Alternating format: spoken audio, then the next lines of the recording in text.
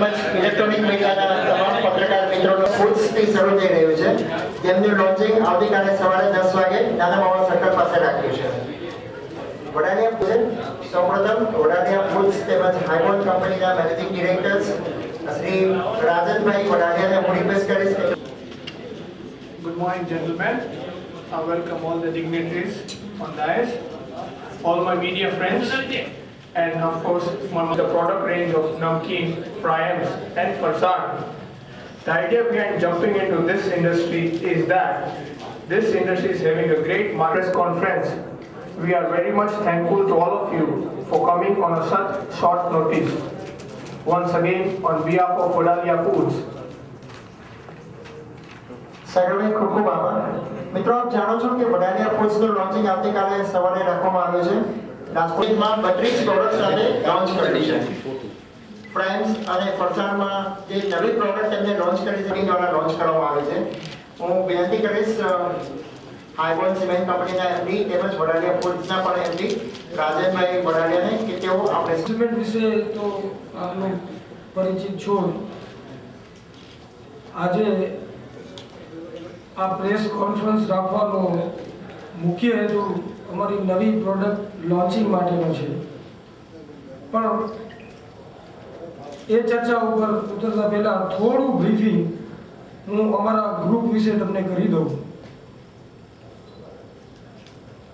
અમારું parent company જે છે એ છે કિસાન એગ્રો ઇન્ડસ્ટ્રીઝ, જેમાં અમે લોકો ટ્રેક્ટર ટ્રોલી, એગ્રીકલ્ચર ઇક્વિપમેન્ટ ને કિસાન ટ્રેલરના નામે લગભગ સૌરાષ્ટ્રભરના અને ઘણા ખરા ગુજરાતના ગામડાઓમાં રખ્યા છીએ.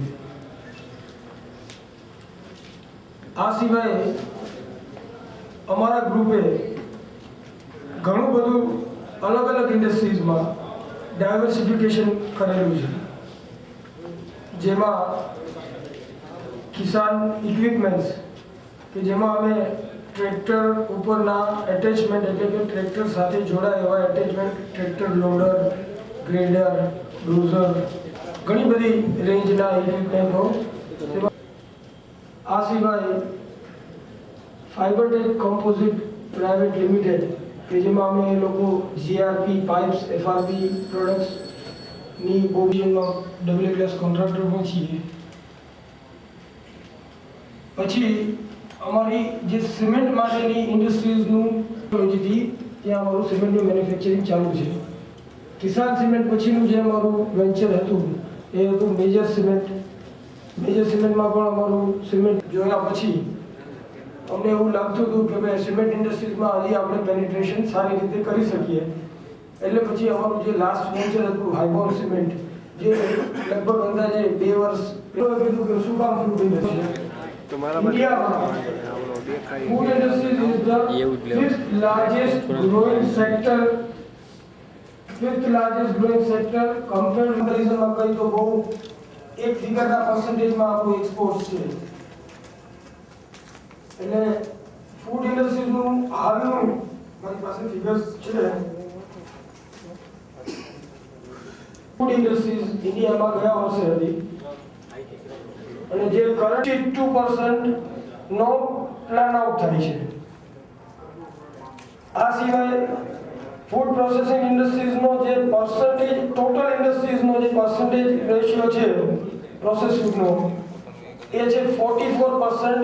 ટોટલ ફૂડ ઇન્ડસ્ટ્રીઝનો પ્રોસેસ ફૂડનો ફિગર. ઓર્ગેનાઇઝ સેક્ટરનો પર્સન્ટેજ આપણે કાઢીએ ટોટલ ફૂડ ઇન્ડસ્ટ્રીઝમાંથી ઓર્ગેનાઇઝનો, તો that is somewhat around 34% percentage, 1,000 crores.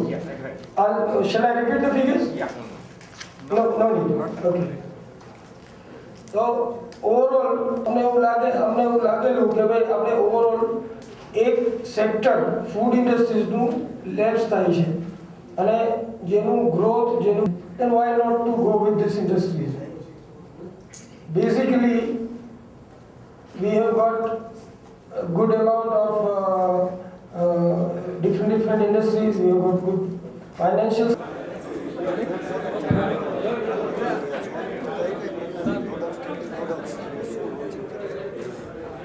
આજે અમે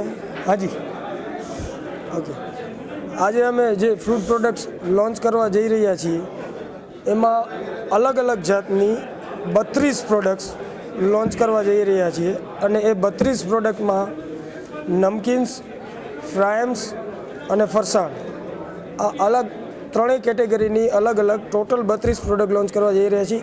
એમાં પણ અમે લગભગ 8 થી 10 પ્રોડક્ટ્સ અમારી એવી છે કે જે આજે માર્કેટમાં અવેલેબલ નથી અને જેનો ટેસ્ટ અમે યંગ જનરેશન્સ અને મિડલ જનરેશન્સને ધ્યાનમાં રાખી અને કરેલો છે.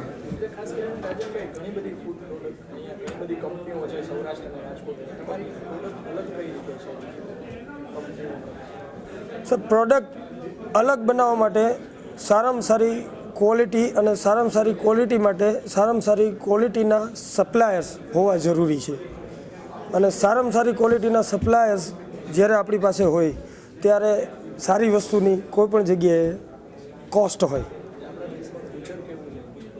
ફ્યુચર આપણા દેશમાં અગર વાત કરીએ તો ગ્રોથ રેટ જે પ્રમાણે આપણે વાત થઈ કે પ્રોસેસ્ડ ફૂડ ઇન્ડસ્ટ્રીઝમાં પણ ઓર્ગેનાઇઝ સેક્ટર, આજે ફૂડ ઇન્ડસ્ટ્રીઝનું જે ઓર્ગેનાઇઝ સેક્ટર છે એ organise sector total process food ઇન્ડસ્ટ્રીઝનું કેલ્ક્યુલેશન કરવા જાય તો ઘણું ઓછું છે. લગભગ 34 થી 40% વચ્ચે ઓર્ગેનાઇઝ સેક્ટરમાં મટીરિયલ અત્યારે વેચાય છે, જે કહેવાય કે કંપની નાખી અને ડિસ્ટ્રીબ્યુશન ચેનલથી વપાય છે.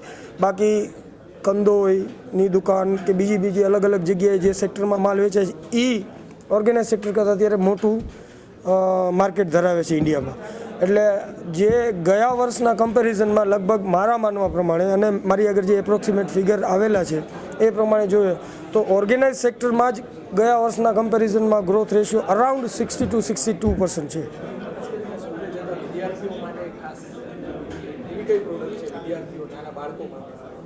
નાના બાળકો માટે અમારે ટોમેટો વ્હીલ્સ અમે ટોમેટો ફ્લેવરમાં ડેવલપ કરેલા છે. મૂન ચિપ્સ છે તો મૂન ચિપ્સને અમે ટોમેટો ફ્લેવરમાં આપેલી છે. હાઉસહોલ્ડ માટે સેવ બુંદીની પ્રોડક્ટ્સ છે, સિઝલિંગ સ્ટિક્સ છે, આવી ઘણી પ્રોડક્ટ છે કે જે યંગ જનરેશન એક જાત કે પિકઅપ કરી લેશે. હાજી, આવતીકાલે અમે લોકો રાજકોટ રૂરલ માટે કે નાના મોવા સર્કલ ઉપર કલેક્ટર સાહેબ અને કમિશનર સાહેબના હસ્તે ફ્લેગ ઓફનું આયોજન સવારે 10 વાગે ત્યાં નાના મોવા સર્કલ ઉપર કરેલું છે અને અમારું રાજકોટ અમે લોન્ચ કરીએ છીએ. ના જી, બ્રાન્ડ એમ્બેસેડર અમારી પ્રોડક્ટ છે એ જ અમારી બ્રાન્ડ એમ્બેસેડર બનશે. ક્વોલિટી વ્યવસ્થિત ત્યાં લોકેશન પર